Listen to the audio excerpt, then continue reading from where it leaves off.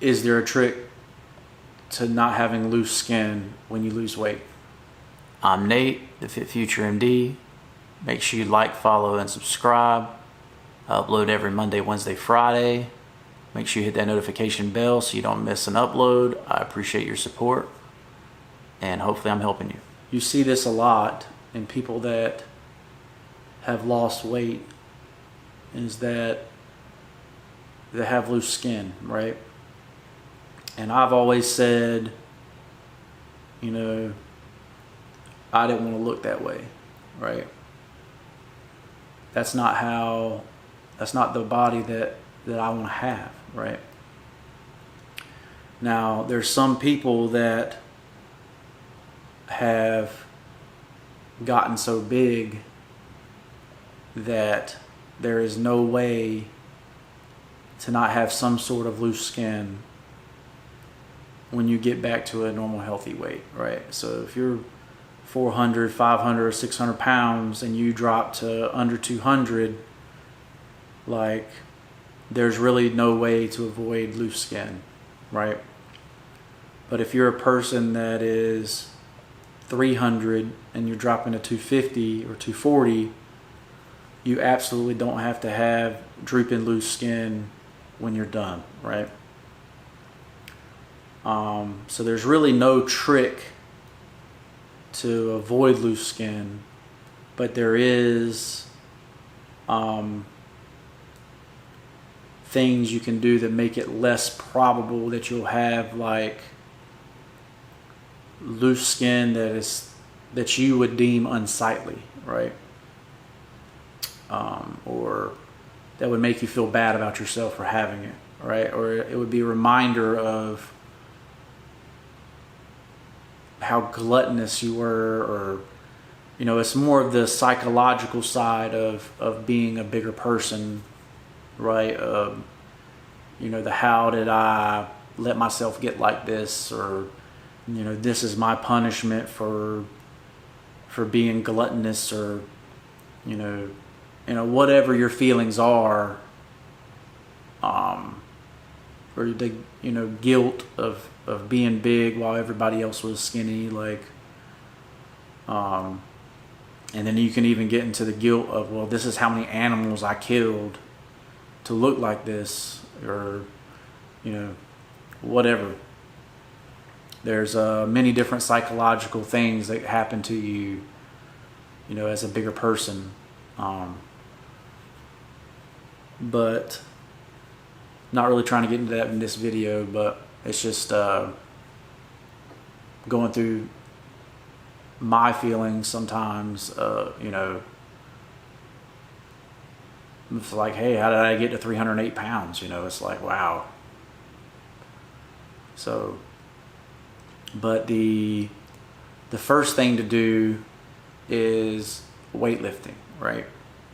You have stretched out skin or extra skin because your body has stored fat in your body, right? And your goal when getting leaner is to have your body use that fat for energy so that you're not storing it anymore, and therefore you're smaller, right? The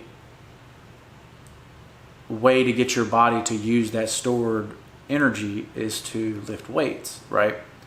Because lifting weights actually burns calories or utilizes your fat storage, the fat that's stored in your body, for energy more than just when you work out. So, you know, I'll do a leg day and I'll still be sore for 3 days. Well, that means my body's having to repair that section of my body for 3 days, 4 days before I'm not sore anymore, right? So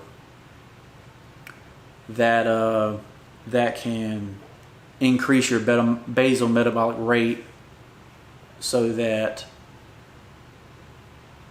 you actually gain muscle mass while you lose weight, right? And gaining that muscle mass can keep your skin from,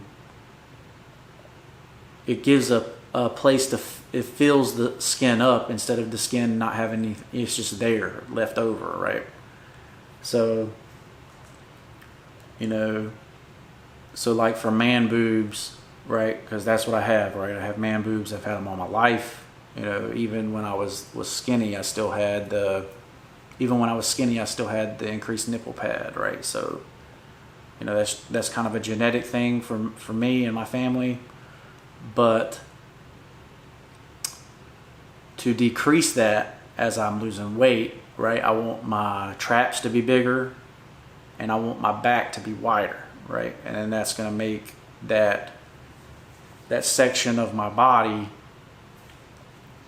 not have as much loose skin, right? Because that's what you'll see that a lot in people that lost weight, where they have saggy boobs, and it's just skin that's left over, right?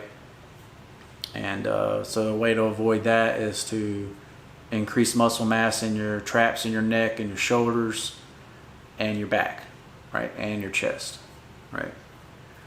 So you do that with weightlifting, okay? The second thing is you want to lose weight slowly, right? When you lose weight fast, your body's not thinking about recomposition of your body, right? Your body's just thinking about surviving, right? So it's not trying to, anything it can hold on to, it's going to hold on to, including your skin. So even professionals like Jay Cutler, right, a professional bodybuilder who got up to 280 pounds on stage, you can see now that he's 240, he still has a little bit of that loose skin, even though he is, still 15% body fat, 10 to 15% body fat as a normal person. You can still see where he has a little bit of that loose skin where he was so big before, right? Even as a professional. So it's you're never not going to have some loose skin when you lose weight, but you can see that it's very minimal for him because he has muscle on his frame, right? And because he lost that weight slowly over time, right? He didn't go from 280 one day and then he was 240 the next month, right? So that's why I say it's not healthy to lose 30 pounds in 30 days like I did. But mentally, I needed that jump start to keep me going on my weight loss journey, right? Because if I didn't, I would just fall right back into, oh, let's just go out to eat. I don't want to do dishes, whatever excuse I had. So really, the real key is weight training and slow nutrition, right? Losing the weight slowly, right? So that's half a pound to a pound a week. If you got 100 pounds to lose, you're talking about 100 to 200 weeks on a nutrition plan and sticking and being, I wouldn't say perfect, but being very disciplined, right? And, that's something that you mentally have to gain over time, is that discipline, right? But if you make the nutrition plan, you choose your meats, you choose your carb sources, and you choose your vegetables, and you just do combinations of that and be creative, like it's really not that bad, right? And tell you, different spices make things taste different, and stuff like that. So you want your protein when you're losing weight to be high, right? Because when you're in a caloric deficit, it's very difficult to maintain muscle or gain muscle, right? So you keep your protein high, like 1.25 to 1.5 times how much muscle mass you have, right? So right now I'm 180 pounds of muscle mass. If I went, I'm minimally going to do 200 grams of protein as I continue to lose weight. Minimal, right? I might even go all the way up to 250 grams of protein a day, so that I try to hold on to as much muscle as I can as I'm decreasing my body weight. you know, and then if I go into maintenance, you know, it's definitely going to be at least 250 in maintenance, right? When I get to 250, like, I'm going to at least be doing 250 grams of protein, right? And then I'm going to have moderate carbs and moderate fats, right? Because I don't want my body to eat my protein. I want it to eat the fat off my body, right? I want it to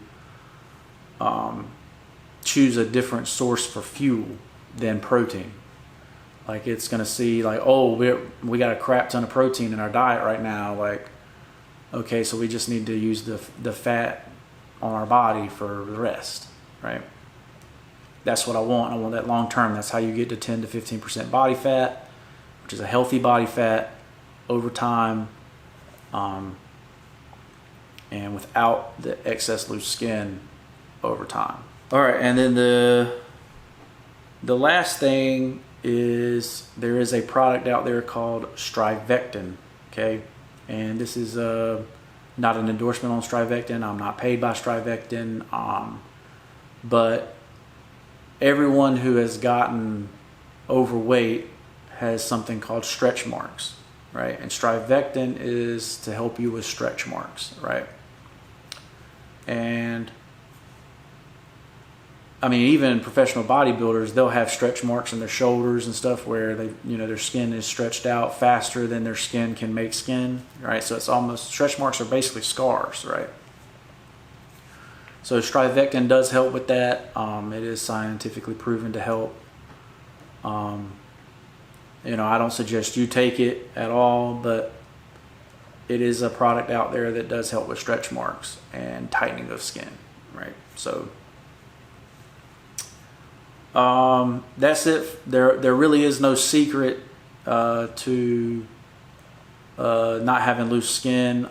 You know, obviously, if you come from the 600, 500, 400 pound range, you probably will have to have some sort of skin removal surgery, and that's just a part of it, right? Like, there's just no way around it, and